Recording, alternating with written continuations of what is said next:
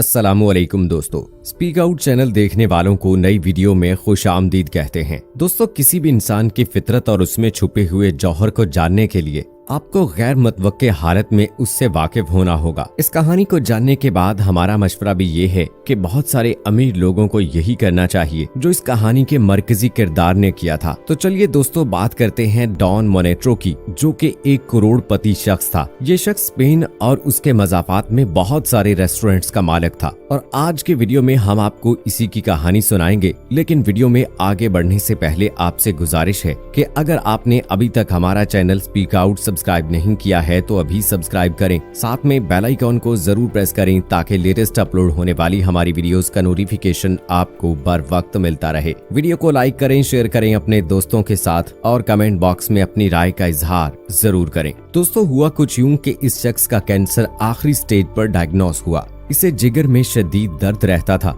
मगर अपनी रोजमर्रा की मसरूफियात की वजह से इसने कभी अपने दर्द पर तवज्जो ही नहीं दी थी।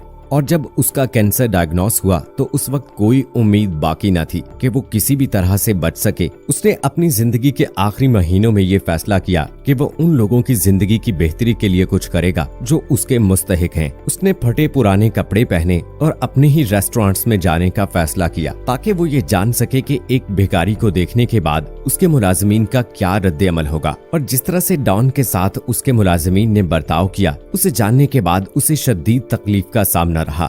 उसकी आंखों से आंसू जारी हो गए। सबसे पहले वो जिस रेस्टोरेंट में गया वो शहर का सबसे मशहूर रेस्टोरेंट था। रेस्टोरेंट का मैनेजर उसके पास आया और गुस्से से लाल पीला हो गया और बाकी मुलाजमीन को कहने लगा कि इस भिखारी को यहाँ से फौरन बाहर निकाल फेंको। डॉन मोनेट्रो ने कहा कि उसे कुछ खाने को दे दें क्योंकि उसने बहुत दिनों से कुछ भी नहीं खाया। मैनेजर ने कहा कि अगर वो नहाकर अपने गंदे कपड़े तब्दील कर ले तो उसे रेस्टोरेंट के पास खड़े होकर खाना खाने वाले लोगों को देखने की इजाजत होगी। उसने कहा कि तुम्हारे लेवल के लोग यहाँ कभी जिंदगी में कुछ भी नहीं खा सकते। डॉन को बहुत दुख हुआ कि उसने पूरी जिंदगी में मेहनत करके इस रेस्टोरेंट को बनाया था ताकि हर तबके के लोग यहाँ आ सकें। उसने अपने मुलाजमीन को हमेशा हर तरह के तबके के लोगों के साथ प्यार और शफकत के साथ पेश आने का कहा था। उसने कुछ वक्त वहाँ पर इंतजार किया कि शायद रेस्टोरेंट के दूसरे मुलाजमीन उसकी कोई मदद कर सकें, लेकिन हालात इससे भी बुरे होते चले गए। चंद लम्हों के बाद एक शख्स उसके पास आकर चिल्लाने लगा और उसे कहने लगा कि अगर तुम भूखे हो तो रेस्टोरेंट के पीछे चले जाओ, वहाँ मैंने कल का बचा हुआ खाना फेंका है, वो खा लो। तुम जैसे लोगों के लिए वही बेहतरीन खाना होगा। और आखिर में सिक्योरिटी गार्ड ने उस बूढ़े भिखारी को वहाँ से निकाल बाहर किया।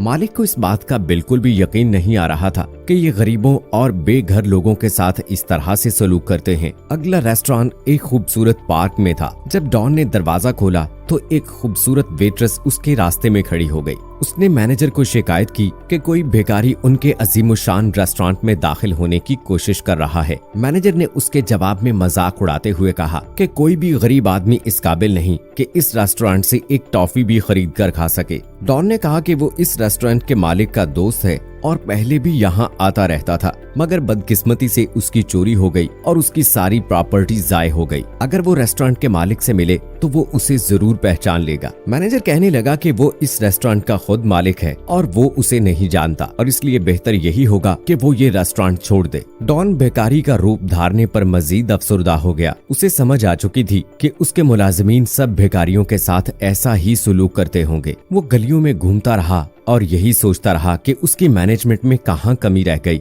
जिसकी वजह से उसके मुलाजमीन में इतना गुरूर आ गया है। आखिर वो अपने सबसे पुराने रेस्टोरेंट पर गया जहाँ पर उसका एक बेहतरीन दोस्त रूसी उसके असिस्टेंट के तौर पर काम करता था। रेस्टोरेंट के अंदर बहुत सारे लोग मौजूद थे, लेकिन वो जानबूझकर उस जानिब गया जहाँ पर रोसियो मौजूद था। उसने रोसियो को कहा कि मैं भूखा हूँ, बराए मेहरबानी मुझे कुछ खाने को दे दे। रोसियो गौर से उसकी तरफ देखने लगा तो डॉन को लगा कि शायद वो उसे पहचान जाएगा, लेकिन ऐसा कुछ न हुआ और कहने लगा कि ये कोई ऐसी जगह नहीं है कि जहाँ हर कोई आकर खाना खा सके। बेहतर यही है कि तुम यहाँ से चले जाओ, वरना मुझे धक्के मारकर यहाँ से निकालना पड़ेगा। यहाँ अमीर लोग आते हैं, यहाँ पर गरीब और मस्कीन लोग हमारे साथ खाना नहीं खा सकते। तुम कैसे कह सकते हो कि तुम एक अमीर आदमी थे और तुम्हारा सब कुछ चोरी हो गया। रोसियो डॉन के पास आया और आकर कहने लगा कि मैंने इस रेस्टोरेंट को बहुत मेहनत से बनाया है और इसमें बहुत बड़ी इन्वेस्टमेंट की है। अगर मैं यहाँ ना होता तो इस रेस्टोरेंट का बेवकूफ मालिक इसको कभी का खो चुका होता जिसे गरीबों को खाना खिलाने का बहुत शौक था, मगर जल्द ही वो कैंसर से मर जाएगा और ये सब कुछ सिर्फ मेरा होगा। डॉन को बहुत ज्यादा तकलीफ हुई और उसने फौरन ये रेस्टोरेंट छोड़ दिया। रोसियो वो आदमी था वो जिस पर सबसे ज्यादा यकीन करता था। डॉन ने वहाँ से निकलने के बाद अपने दूसरे होटलों का भी जायजा लेने का फैसला किया और वो इस बात पर बहुत हैरान था कि हर जानिब यही सूरत हाल थी। आखिरी रेस्टोरेंट शहर के करीब ही था, जिसके आसपास खूबसूरत सरसब्जो शादाब घास थी और एक झील भी मौजूद थी, जिसकी वजह से बहुत ज्यादा रश रहता था। डॉन को इस बात का यकीन हो चुका था कि बाकी रेस्टोरेंट्स की तरह उसके साथ यहाँ भी कुछ अच्छा सलूक नहीं होगा। लेकिन जब वो गेट से अंदर दाखिल हुआ तो एक सिक्योरिटी गार्ड ने उसका इस्तकबाल किया। डॉन ने खाने के लिए कुछ मांगा और दिल ही दिल में तैयारी भी कर रहा था कि अभी उसे कोई न कोई धक्के देकर होटल से बाहर निकाल देगा। लेकिन उस होटल के मैनेजर ने बड़े ही प्यार से पूछा कि मैं आपकी क्या मदद कर सकता हूँ। डॉन ने उसे बताया कि उसे किस तरह से हर रेस्टोरेंट से बेइज्जत करके निकाला गया।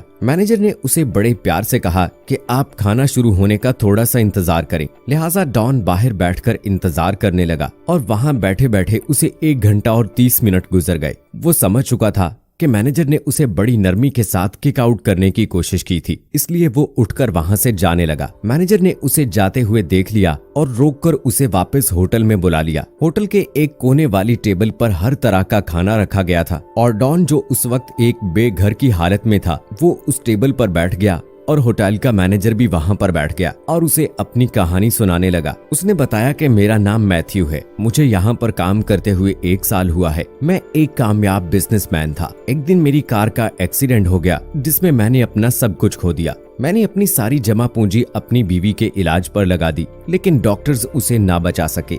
उसके बाद मैंने शराब नोशी शुरू कर दी। दिन में इस होटल पर आया और कुछ खाने के लिए मांगा। इस होटल के मालिक ने मुझे काम पर रख लिया और मुझे दोबारा से इस जिंदगी में वापस आने का मौका मिला। डॉन को ये बात याद थी जो मैनेजर उसे बता रहा था। मैनेजर ने भी उस बेघर शख्स को उस होटल में काम करने की दावत दी। अगले ही दिन डॉन ने अपने तमाम होटल्स वालों की एक मीटिंग बुलाई। जब वो फटे पुराने कपड़ों में अंदर दाखिल हुआ तो सब लोग उसे देखकर हक्का बक्का रह गए और हर कोई आपस में सरगोशियां करने लगा और किचन की तरफ चला गया और मैनेजर को कहा कि जब सब लोग चले जाएं तो मुझे मिलना। इसके बाद उसने अपना हुलिया दुरुस्त किया, लेकिन वो फटे पुराने कपड़े पहने रखे। जब सब लोगों ने उसे देखा तो उन्होंने पहचान लिया और बहुत हैरान थे। खैर, उसने अपना फैसला सुनाया कि मैं मैथ्यू के अलावा सब लोगों को यहाँ से नौकरी से बर्खास्त करता हूँ। मुझे ऐसे बेरहम लोगों की कोई जरूरत नहीं है। मैथ्यू को बाकी तमाम होटल्स का मैनेजर बना दिया गया। उसने कहा कि मेरी कोई फैमिली नहीं है और मैं वर्कर्स को ही अपनी फैमिली मानता हूँ।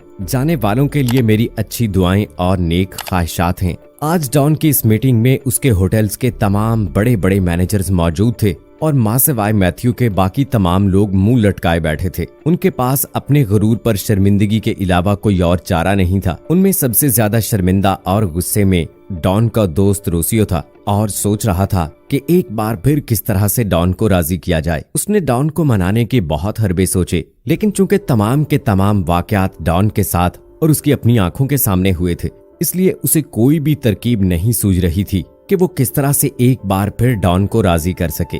खैर, अब ना तो उसकी डॉन के साथ जरा बराबर दोस्ती बाकी रही थी और ना ही वो डॉन के किसी अब रेस्टोरेंट का मैनेजर बाकी रह सकता था। उधर मैथ्यू डॉन के तमाम होटल्स का अपनी हमदर्दी की वजह से मैनेजर बनने पर बहुत खुश था और अब वो अपने कारोबार के कार हादसे वाले नुकसान के बाद बहुत ज्यादा कमा सकता था। उसके बाद डॉन ने अपनी जिंदगी के आखिरी दिन उन लोगों के साथ गुजारने का फैसला किया जो उसे आखिरी होटल में मिले थे। अपनी गलतियों को सुधारने में कभी भी देर नहीं करनी चाहिए और अपने दोस्तों और रिश्तेदारों के साथ हुस्ने सलूक के साथ पेश आने में कभी भी देर न करें, क्योंकि ऐसा ना हो कि बहुत देर हो जाए। तो दोस्तों, हमारी आज के इस वीडियो के हवाले से आपकी क्या राय है, कमेंट बॉक्स में हमें जरूर बताइएगा। मुझे अगली वीडियो तक इजाजत दीजिए।